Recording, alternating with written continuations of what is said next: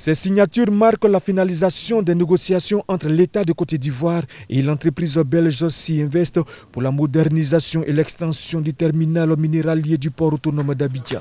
Ce projet de convention de concession négocié avec l'entreprise belge s'inscrit dans le cadre de la politique du port autonome d'Abidjan de renforcer les capacités opérationnelles et d'améliorer la qualité des services offerts aux usagers du port d'Abidjan. Ce projet fait partie du vaste programme d'investissement voulu par l'État de Côte d'Ivoire au niveau du port autonome d'Abidjan pour essayer de repositionner notre port qui pendant de longues années a été le premier port de la côte ouest africaine, mais qui depuis les années 1975 n'a pas eu à faire des investissements, de renouvellement, de modernisation, tant et si bien que nous avons perdu cette position.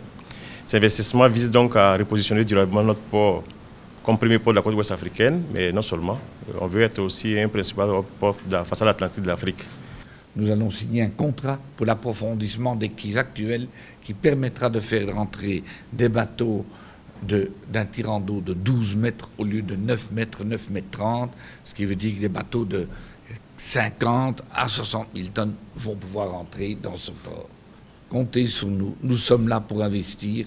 Pour l'État de Côte d'Ivoire, il s'agit de rendre compétitif le port autonome d'Abidjan. Nous travaillons pour que le port d'Abidjan, dont le trafic au niveau de marchandises cette année a connu une croissance, mais faire en sorte que ce port continue d'être un port important. Et je voudrais vraiment les remercier pour les négociations et les discussions qui ont été faites avec le port autonome d'Abidjan pour faire en sorte que, avec des entreprises locales, qui puissent travailler sur le terminal minéralier. Le projet de convention de concession va se dérouler en deux phases. La première, dont les investissements sont estimés à 24 milliards, porte sur les investissements d'urgence consistant en l'acquisition de 2 grues supplémentaires. Et la seconde phase, dont le coût est estimé à 30 milliards de francs CFA, porte sur l'aménagement des aires de manutention, l'installation des bandes transporteuses et l'acquisition de 2 nouvelles grues.